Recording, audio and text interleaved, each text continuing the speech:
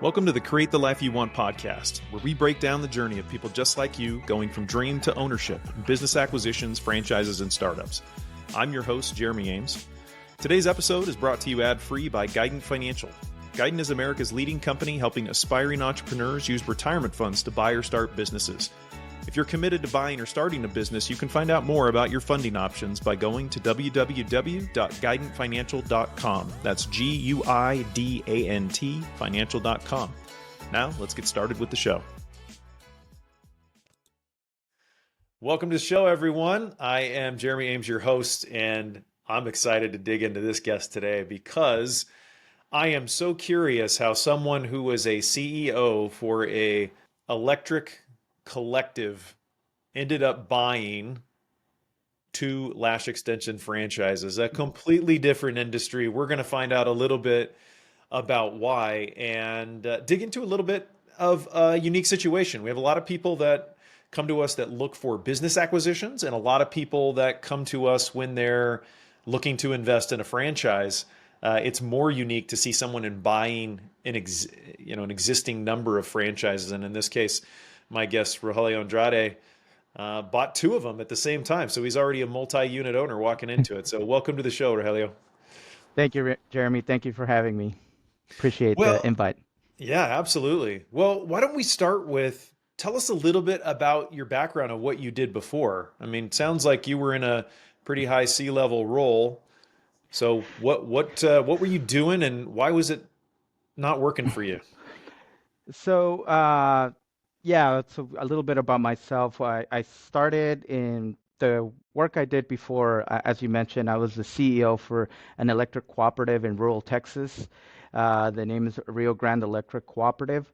And, prior to that phase in my career, I didn't even know what cooperatives were. So I actually came to be in that industry because I left my previous industry, kind of took the plunge, and I started as an administrator for contracts in a military base in El Paso, Texas, which is my hometown.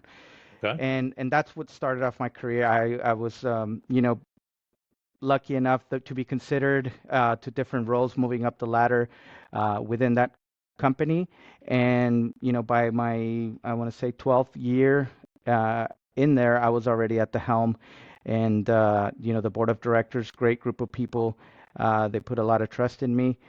But I do have to tell you what really made the changes, when you're transitioning and making a move like that from El Paso's not that big of a city, but it's still more metro than, a 2,000 people rural town. It was quite a shock, a significant culture shock. And, it did put a little bit of a strain in our personal lives, both my wife and I. Rogelio, how Yeah. rural are we talking here? I don't know how big El Paso is, but how much of a difference are we looking Yeah, at? that's a great question. So El Paso averages about 700,000 people in population.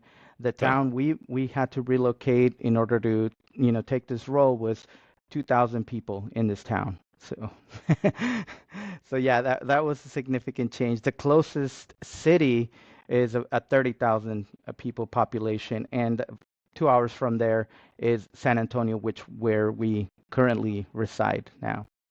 Got it. So 2 hours away from a major city, 2,000 people. Wow. Sounds like there was other friction that was being created. Is that because the work was too much or because you were being pulled in many different directions? Where did that come from?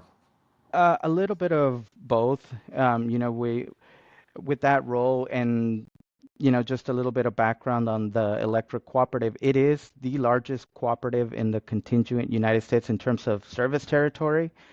Not so much in terms of utility consumers, but it stretches from El Paso all the way down to close to Eagle Pass, Texas, which covers mainly the border in Texas. So it was about, a 400-mile relocation from El Paso to that little town. And because the territory covers that stretch, I had to make regular trips and travel the service territory for different uh, cooperative functions that required me to do that. So that was one of the things. the other thing was the work is very um, it was very fulfilling, but at the same time very demanding. With electric utility and in such sparse areas, when an outage takes place, the closest crew to respond, it's about an hour or 2 hours away. So, that took a lot in because I wanted to make sure that everybody was provided safe, reliable power. So that on the personal front, again, that did create a lot of strain for us. So I said, you know what? I love the job and everything, but my family's gonna come first, and that's what prompted the idea to, hey, let's start looking where we want to be, and San Antonio was the place we wanted to be. Yeah, so the strain on the family was mostly you traveling and you being stressed by trying to navigate all these outages and making sure everyone's taken care of. Yeah, that was one part of it. The other, my wife also had a difficulty adapting. She was a Well, yeah, professional. man, you took her to a 2,000 person city. Yeah, absolutely. She was a general manager also of a home care business back in El Paso, handling over 300 caregivers, at any given time. So she's always been active and up and going. And, I take her to this little town and she is really confined to the house, which she was not used to. Uh, which, I'll share a little bit about that later, but she took on her own project down there and did some amazing things down there. And that also played a role in for us looking into expanding our breadth and scope of business ownership. Yeah, so I'm hearing that you took this job because it was a good opportunity, but Absolutely. neither Yeah. of you really loved being in this tiny town. So even though you liked the job, you said we need to pick up and move, and the place we really want to be is San Antonio. But why didn't you just go to San Antonio and get a job? So, I did look to that. I wanted to stay in the industry. But as I mentioned earlier, my wife started a project in the town of Del Rio, which was, uh, you know, because we come from El Paso, different geography, different culture, and most importantly, amongst us foodies, is the food. My wife, really had a hard time adapting to what the local area had to offer. So she actually opened a restaurant in Del Rio. Right now it's 6, going on 7 years operating, and brought really the flavor and touch that she's used to into that area. Has done very well, and that gave us a peek into business ownership. And back to your question, I did want to stay in the industry, electric utility. I looked for some opportunities, but it also, I don't know how familiar you are, but in 2021, shortly after COVID, in 2021, we had a major freeze in Texas, Yeah. and that also. I got to tell you, I aged like 10 years. I mean, it was very stressful, and although I wanted to stay in the industry and the job was very fulfilling, uh, that made me have second thoughts and maybe look for something that I'm investing not only in myself but also in my family and not Yeah. just for me personally and professionally. I'm curious, do you think if your wife had not started this restaurant that you would have considered business ownership at this point, or was that a bit of making you think, hey, this is a possibility of something that I could do? Uh, you know, I do credit her starting that business and watching her go through that journey for me to feel comfortable and confident that, between her expertise, her background, and mine as well, that we could do something really good. But yeah, I really do credit her taking that jump, although we did have that safety net, which was my job, Yeah. which obviously helps. This journey did get catapulted by her having, a few years under her belt with business ownership and me helping her with on the financial side of things. Yeah, so tell us a little bit about the restaurant and more specifically, what do you think it was about your wife that put her in a position to be successful doing this? You're sort of there and you've seen it, but you've seen it from a Right, little bit of a distance. right. Honestly, I think her secret sauce, if I had to say some, there's any, she has many qualities, and of course I am biased, but I think the secret sauce for her was she always put herself on the customer side. So the way she likes to experience things, that's the pride and effort she put into every experience that she delivered. And I'm talking, from when you enter the decor, the layout, the menu, the cleanliness. It was really at another level. A lot of the feedback we got or she got at the time was that it didn't feel like people were in the little town of Del Rio. It felt like they were like at an Austin or a little bit more trendy or bigger city type feeling because of the vibe that she created. So um, I think that was one of the secret sauces, and she is very prideful and meticulous on detail oriented, if you will. So, what kind of restaurant is this? And is Del Rio the town you moved to, this little town of 2,000 people, or is it somewhere else? It's somewhere else. So the t town we moved to, it's called Bracketville, Texas. It's about 20 or 30 miles away from Del Rio, Texas, which, when she started looking at the possibility of opening up a restaurant, little town would have been a, significantly limited market. Yeah. So in the closest and most accessible city, if you will, was Del Rio. So that's where she ventured to, and she made the commute every day. So that's where she went, and we ended up living there for a little bit. And because I left the cooperative in 2022, and we went all in on the restaurant for a couple years until I said, hey, business is great, but there are some challenges here in terms of scalability, the market, and what have you. And at the time, I was also getting a little bit familiar about, what other avenues we could expand our business ownership, and read some couple books, looked some podcast, and buying an existing business was something that really piqued my interest. All right. What did you read and what did you listen to that was most impactful, and how did it help you? So I read Walker Dybel's Buy Then Build. Yep. That was very impactful. Impactful. That was very eye-opening. I had read, Rich Dad Poor Dad as well, because we did look into, real estate and different things. But I want to say that, and following some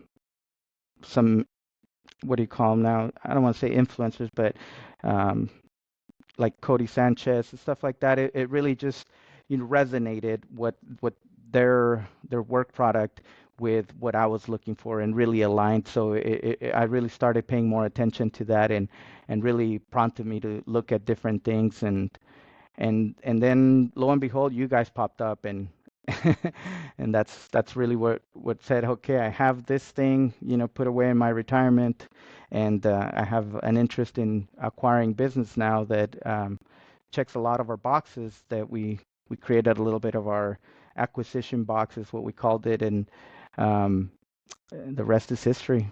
Okay. So, let's back up a minute because I Yeah, think we need to connect some dots here. absolutely. So, it sounds like you're going in all in on the restaurant for a couple of years, but you're still thinking, hey, maybe I want to get another job in the industry, or maybe I want to buy a business. You start reading some books, listening to Right. some people.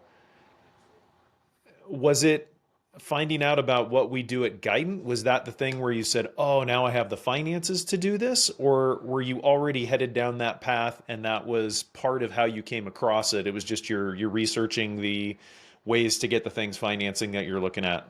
How did Yeah, that? it was more the latter. I was looking because we had some of our liquidity tied up in the restaurant. We ended up buying the building where the restaurant currently sits. So, in hindsight, that could have helped us, with the acquisition had I not come across services what you guys provide. But yeah, in reading, I saw maybe blurb here and there that this is something that could be done. So I started looking more into it, and internet searches and algorithm, you guys popped up at the very top. But going back to your question is, yeah, I really wanted to stay close to the industry, so I wanted to look for. I knew we wanted to buy a business. I really, after doing the restaurant, after getting some of the freedom of business ownership, a lot of headaches too, and a lot of issues that come with it. But really, the freedom and the time that it allows you, and us working side by side, it just it gave us another perspective, and um, a lot of hard times too. You spend a lot of time. Yeah. It can create a little bit of a friction, but no, honestly, it was a blessing. It helped us kind of grow together, and I've learned to appreciate a lot of things that I hadn't been exposed to because I hadn't worked side by side with my wife, and I think I hope she would feel the same way. And right now, we're tag teaming it. We're hitting it Well, I after want it. to hear more about the freedom and the headaches. You Sure. talked about your role as the CEO of this company and being really stressed out. So help us understand, how are the headaches different when you're owning a business, and how is the freedom different? Oh yeah. So you know, uh, being the CEO, um, I I really took to heart my responsibility. First and foremost, the safety of everybody that worked for me, and that extends to their families. And in the electric utility, you can have the soundest safety program out there, but accidents can happen, and when you make a mistake in that industry, it's very unforgiving. Um, Luckily, in my tenure, although we did have some accidents take place, knock on wood, none were fatal, none were life-changing, but they did come close to those things, and that really weighed on me because there's limited things. As much as effort and emphasis I put into our safety programs, our commitment, uh, allocate specific budgets for these trainings and seminars. uh, it really comes down to each individual's commitment to that safety and their own safety. So that one was one of the biggest ones, really, because I felt limited in my ability to control that. The second was, you work on a timeline. Every month I had a board of directors meeting. Every month I had to be making sure that, everything was in place. I had to, any initiative we undertook, uh, not that you don't have that on business ownership, but you have a little bit more flexibility to pivot and change direction as the job or the business or even the market demands. Whereas, as a CEO, I always make it akin to, steering a large boat. You got to do it slowly. You still are able to pivot and change directions and react, but it's still a big boat, and if you turn too quickly, you'll capsize, and it could create a lot of issues for Well, you. and I want to stop you there and just point out, Rogelio, because I think many of our listeners aren't going to make this distinction. You were in a CEO role, and people would look at that and say, "Oh, you are the boss." Yeah, But you had a board of directors you met with every month. So it's really like you had 4 to 10 bosses, I'm guessing, yeah, at times, pulling in different directions with different agendas who have different ideas of what you should do. Can you talk a little bit about that? Because I think most people have the experience of understanding what it's like to have one boss, but maybe yeah. not the chaos it creates when you've got lots of potentially conflicting people with opinions that have weight. Absolutely. It is a very unique situation. Um, uh, the board of directors consisted of 9 individuals, obviously represented by their geographic area where they live. They represented those specific members. So yeah, to your point, I had 9 bosses at any given time, and every mind is their own world, and uh, as you can imagine, my area, my viewpoint is my prerogative, and it was very difficult to align. Although, I do gotta pause there and say they are a great group of individuals. They are still, differences in the way they process things, the way they think, and some of the initiatives that were undertaken that should be taken. It was hard at times. One of the most difficult things that I took on, and it's not a big one, but I say difficult only because I was a little green in my tenure, but I felt, we needed to do something, revamp our wage and benefits for the cooperative because we wanted to, one, retain the talent and attract new talent. Being in most of the areas that we serve are rural, with the exception of El Paso that had the military base as well.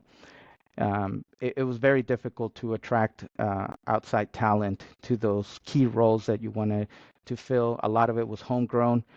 Nothing wrong with that, but ultimately, if you want to be the best, you got to hire the best, and that sometimes involves recruiting from outside.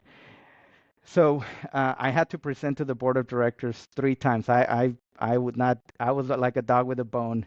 They didn't see really why we needed to change it, and I really felt strongly about it. Ultimately, barely passed, and I felt it did quite a bit a positive thing across the entire company, and it helped with a lot of those things.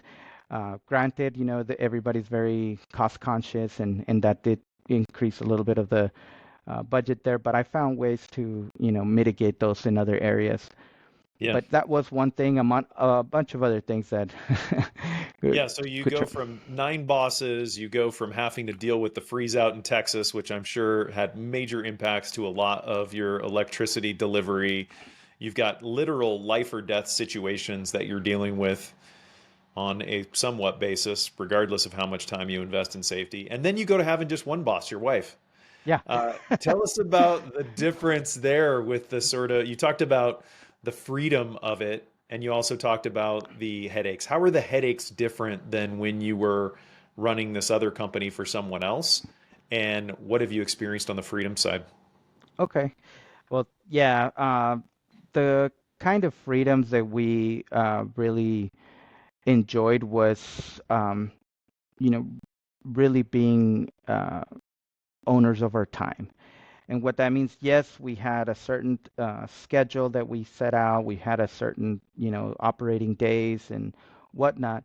But at the end of the day, we were able to develop our staff to be able to operate with us without us constantly being there. Although we were there a significant amount of time because we were really passionate and involved in the project. Um, that was one aspect of it, the freedom. The other thing, again, you want to do something for your staff, for the business, or pivot. Um, like you said, I had one boss now, and we were pretty much aligned by that time, so made it a lot easier to take on different things. So those two things right there were life changing, just because now we're doing things for ourselves. Now we're doing things truly and really the way we want to do them. We had to, without having to, consider nine different personalities that maybe nine different ways to sell an initiative or a strategy that you want to employ. Um, it was two of us, and we usually talked about it during a good meal, and yeah, it was different things. Headaches, restaurant industry, as you know, Yeah. post-COVID, actually during COVID, which is when my wife actually opened the restaurant in 2019, right before COVID.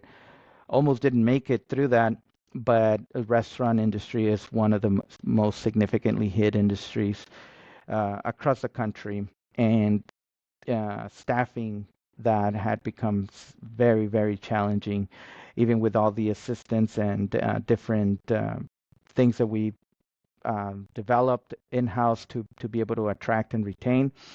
It was like, you know, well, it was very difficult, needless to say. Those were the main headaches. There was an issue where a ship pretty much bottlenecked all the supply chain for different things. A lot of the things that we procure for the restaurant in terms of disposable did come from overseas and in large quantities and volumes. So those things were impacted and prices increased. Just I, I'll I, I'll share one. Frying oil went from $17 all the way to $56, sometimes even $70. I mean, Wow. yeah, those things were very challenging, and we had to, navigate those waters. So those were some of the headaches that I could share with you, and I'm sure every restaurateur out there is quite familiar with that, At $70 a barrel, that almost sounds like oil, not like right? crude oil, not frying oil. Exactly. Uh, so you get the bug Hmm. of seeing the freedom that you have. And it sounds like it's not just the freedom of your time, but the freedom to act, the freedom to Yeah. say, hey, this is the thing I think makes sense. Let's go make it happen. And you can just start working on it. So you got the bug, you decide you want to buy a business, you've got a sort of plan for how you're going to do financing. How on earth do you find two Lash franchises? How did you make that connection, Rogelio? Honestly, it is a funny story. Like I mentioned to you earlier, the way I came across these two lash extension businesses was by accident. I'm going to be brutally honest. I've gotten on different sites in different areas, and there's a lot of resources out there where you can search for businesses that are for sale, that are on the market. Obviously, there's also an off-market market, if you will. But while I was looking for these, I usually kept it within the industry that I wanted to continue in, which was the electrical. I was looking for businesses that provided ancillary services to the electric utility, whether it be solar panels, battery storage, or even electrical installations. We looked a couple of those, which we almost took the plunge in one. Ultimately, the seller went another direction. But I guess to answer your question, one day I checked every box I wanted to do and forgot the industry box. And the list just became significantly bigger. I didn't know what was going on, but a lot of things that normally weren't popping up in my search engine were popping up. And this particular two studio bundle checked all the boxes in San Antonio. The right seller discretionary earnings. Um, the price was a little bit up there, but with the SDE, it justified it. I looked at, the multiple for that in the industry. It was it was actually very fair. So that was really it. I called my wife over. I said, "Hey, I know nothing about this, so probably it's gonna be kind of like the restaurant again, where you're taking lead, but we'll be there, together." And so we started discussing it, and then at the very bottom of this listing, it said that no experience required, and so I said, okay, maybe there's something here. So we reached out to the seller, met the seller. I was very surprised. The seller, big guy, Texas, cowboy, beard. Uh, I was like, how in the heck did you get into this business? But that gave me a little bit some of assurances. Great guy, by the way. He talked to us about, a little bit of his experience and why he was divesting himself of this particular bundle. And yeah, it just checked all the boxes with the exception of industry, and that's how I came across this. Interesting. So you developed your acquisition box of what Hmm. you were looking for. Tell us a little bit about what was in there other than industry, because it's pretty clear you were trying to do something that was involved with electrical because you had a little bit of base experience. Right, Then you have this one day where you forget to check that box. But right. how did you decide on what to check for all the other boxes? So, a little bit of my research helped me narrow down what I wanted. We wanted to have an established business because we already got the taste of ramping up and building a business on the restaurant side. And that comes with its challenges. We had ideas of growing that particular business into the adjacent towns, but the logistics were, a little bit trying, and the cyclical nature of the restaurant became an issue in terms of liquidity. And so that was one of the things I wanted to make sure that the cash flow was consistent year over year. And it needed obviously to service the debt and have the ability to have management in place and not require us to be owner operators.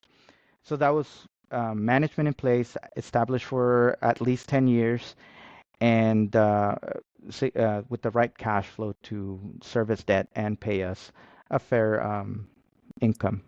Yeah, did you have a target SDE range you were looking at based on what kind of financing you thought you could bring to bear? How did you figure that number out? Um, so I took a very rudimentary approach. I've kind of said, hey, this is what we made before. I want to be as close to that, like very, again, no science behind it. I want to be as close to that.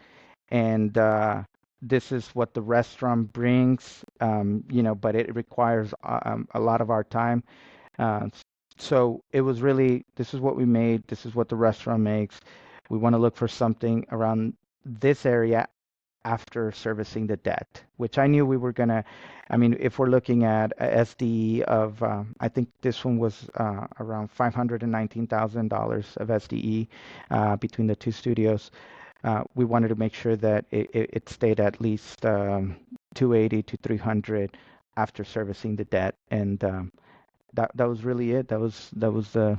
Got it. So you did the math on how much debt you were going to have to take down. You knew what that carrying cost was going to be, and you just were subtracting that off the SDEs and saying, hey, this is going to be enough to pay me to operate it. Right. Got it. But it sounds like you also, I want to dig into this a little bit. You wanted to look for something that already had management in place.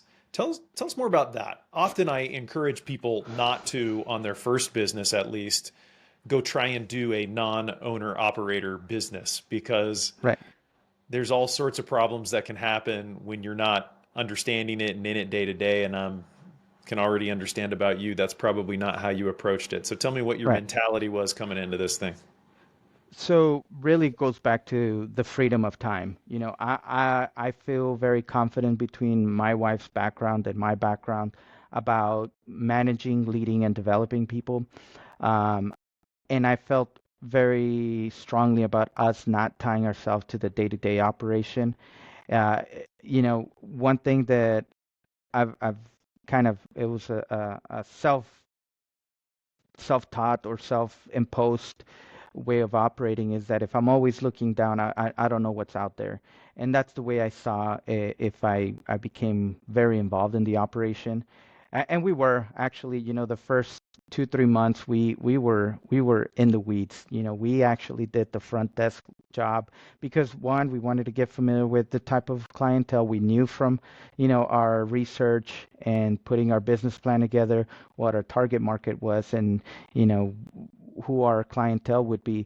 But we wanted to understand what motivates them. We wanted to interact with them, what kind of personalities, etc. So we were very hands-on. We completely revamped our employee manual. We met with every single employee, which by the way was 40 employees between the two studios.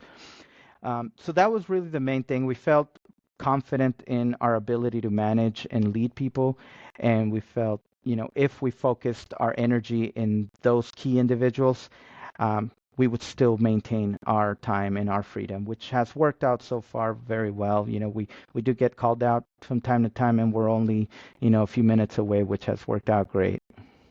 I want to talk more with you about the customer stuff. I think it's actually brilliant that you said, hey, I want to go be in the store and really learn this customer. I think a lot of people, when they're jumping into business, they think it's about learning the business model. I just got to figure out this product or this service that we offer.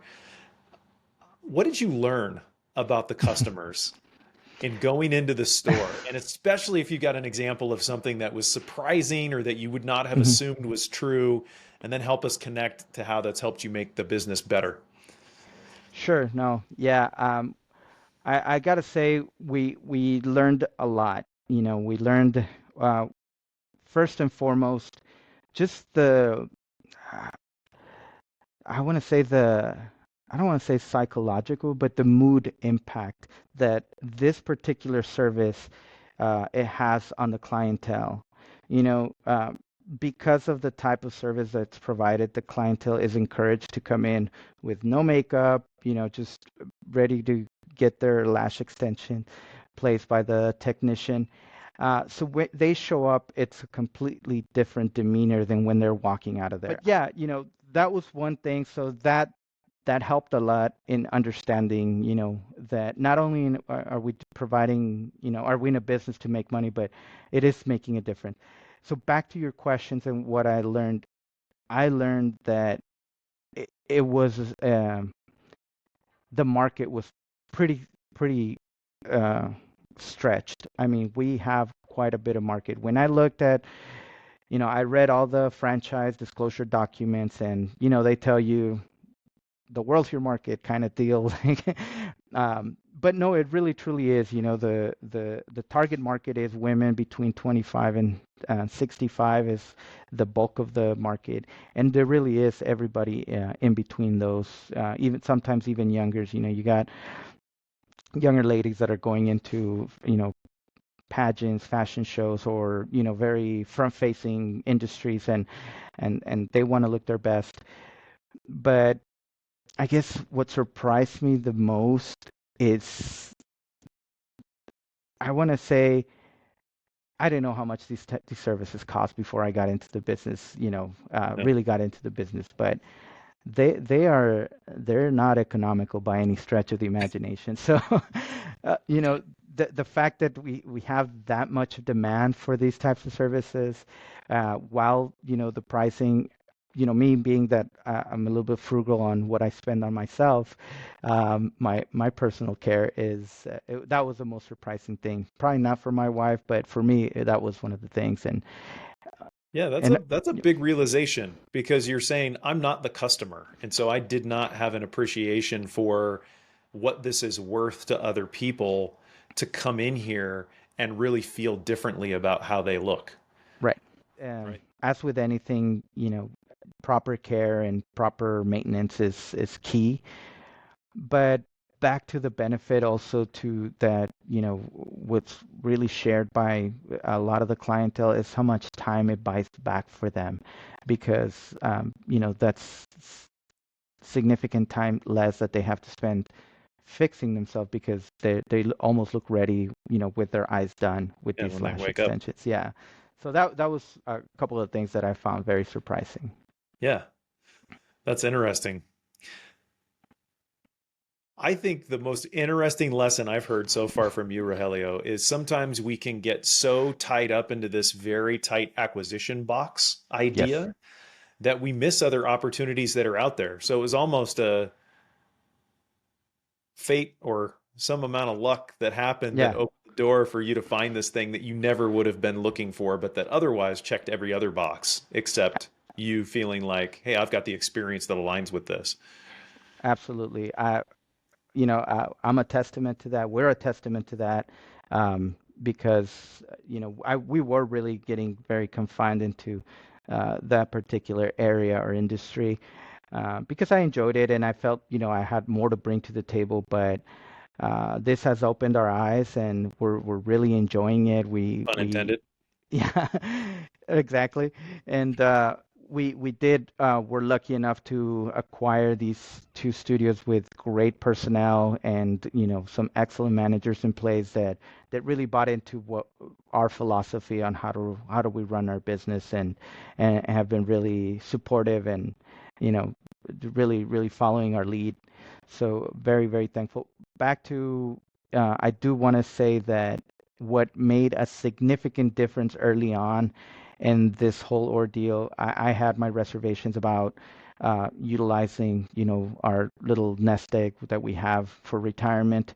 But Michael Stein and your team really, helped, was this very helpful resource to kind of break it down, talk through different things, and just provide me some of the tools that you guys have in place, like the calculators and different things that really help me feel more confident and more at ease that this is the right step to take for ourselves. So Kudos Yeah. to you that you Yeah. guys have a very good team in place. Thanks. So I understand that people have reservations. We've all been raised differently, right? To Yeah, think about different types of savings and money and how we should have our relationship with money be. I'm absolutely. curious if you could just talk about that for you.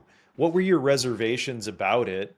And how did you sort of work through that? And why did you ultimately decide that that was the right thing for you in your case versus, somebody who would have said, "Hey, that's not for me."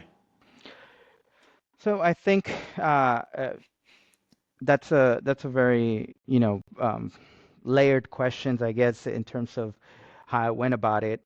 Initially, being strapped for cash, if you will, for an acquisition that we had in mind, that's what prompted me to think outside the box, if you will. And the first thing you think is, I'm gonna tap into my retirement and everything that goes with that. And the usual way people think about that is pulling it out, taking the hit, and just dealing with it. But that was my first reservation, just the amount of hit you would get if you just went Yeah, if you had straight. to pay the taxes and penalties, it's 50% of your money, right? Exactly. So that was one non-starter for me. The other, again, to your point, the psychology, you're putting this money away for your you know elder years, for you to have a nice, comfortable retirement, but it's really not working for you, and then it's sort of exposed, if you will, to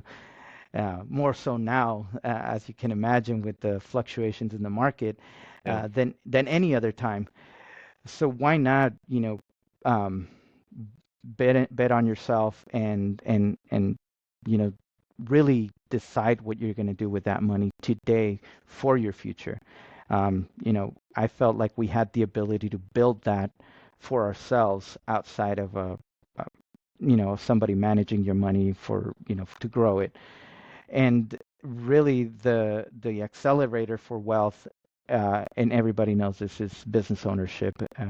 There are other ways to become, well off financially, but business ownership is a more accelerated path to that. And once we really aligned on that, it put all our reservations aside. Yeah, it's interesting because I do think some people say, "Oh, there's lots of paths to building wealth." There aren't really that many. I No. mean, either you're building it through business ownership or you're building it through some type of speculation, like, "Hey, I'm going to Yeah, invest in crypto and hopefully it's going to go up." Because right. even the people I know who invest in real estate, to really make it, they've got to build a business around it. It's not like you just Absolutely. buy a piece of real estate and then you're done, right? You have to Right. find somebody to rent it, or you've got to develop it, or if you got to do something else that's a business activity. Yeah, So you got to create value usually to get value. And absolutely. if your entire investment strategy is based on this idea that, oh, I'm just going to put money, a little bit of money in, and it's going to magically 10 or 100x, if that existed and it was, relatively risk free, everyone would be doing it. Exactly. No, you're absolutely right. So yeah, So go I ahead. love Sorry. your story, Rogelio. I'm curious. You've been through this now a couple different times and in a couple different ways, right? Because your Right. wife had a startup Yeah. restaurant, which, by the way, are two things when you mix them together usually equal super high percentage of failure. So the fact that you made it on both those fronts is amazing. Right. And then you did something else, which actually combined the two other paths to ownership, because the two other paths to ownership, other than startup, are a franchise or a business acquisition. And you just went out and acquired a franchise and jumped Yeah. straight to the multi-unit. So now you've done a little bit of all of the things that are out there. What do you think is the single most important thing you've learned now as an owner that you didn't really appreciate or understand when you were working for someone else? Um, that's a very good question, Jeremy. I think the single most important thing now, having been through this journey, I think really would be f focusing on your goals and be able to communicate that and surround yourself with the people that align to that. And what I mean by that is, you know, when we came in and acquired these businesses, our first order of business was understanding what made our managers and supervisors tick, why they did what they did, and how we can communicate that, we're here to bring value to them. We're here to make this a better business environment and ultimately a career for them. So focus, knowing what you want to do, being laser focused to that, and be able to communicate that to your people, because your people is what's going to make this thing work from, in any industry, any job or anything. And I know that aligns a little bit, working for somebody else, but you're not it when you're working for somebody else. At the end of the day, you're still reporting to somebody. As business ownership, you are it. The buck stops with you, and you got to have either the answers, the vision, or the path that everybody can see the light at the end, and be willing to follow you and believe in you. Rogelio, what I think is most brilliant about your story, and I just want to reinforce this because I do think there are a lot of people out there that are looking to do a business acquisition and want to be a little bit distant from the business, meaning they don't want to be in the business in the day-to-day. But you did something really smart that I think a lot of those people aren't thinking about in their first 90 to 120 days, which is you said, I'm going to get in there and I'm going to learn everything I can about the customer, everything I can about the business, and everything I can about the people. And I am going to invest my time in setting the vision for this group of where we want to go and why. And that's huge. Because anyone who thinks they're going to buy an absentee business and just execute on an SBA loan and put their cash in and then just start collecting checks, I think is very likely to lose a lot of money. Right. So I think you got a great example for anyone who wants to go down that path of how to do it in the most intelligent and thoughtful way. So thank you for No, sharing that. thank you, Jeremy. Thank you for articulating it so well. But yeah, really, that is very important. Getting to know the business you're in, and to the level of detail. If it were up to my wife, she would have been lashing. That's the level of involvement she wanted to get. But no, you got to be certified. You got to have some sort of license to do that. But yeah, What's your wife's name, Rogelio? Alejandra. Alejandra. I love how you Mhm. say that. So Rogelio and Alejandra, thank you for sharing your story of you and Alejandra, and really appreciate having you on the show. Thank you, Jeremy. Thank you for your time, and thank you, Guidance, for being able to help us make this journey possible. Appreciate Man, you we're guys. we're a small piece, but we're always excited to help people like you. Thanks for listening to the Create the Life You Want podcast. If you like what you heard, you can subscribe to future episodes by clicking the subscribe button, you know where. If you're an aspiring business owner, you may also want to subscribe to the Create the Life You Want newsletter for more inspiration and tips delivered to your inbox every week. You can find the link to that in the show notes, as well as on my personal website, jeremyames.com. If you've already decided you want to start or buy a business, consider exploring your financing options by heading to our sponsor's website at www.guidantfinancial.com. That's GUIDANT financial.com. See you in the next episode.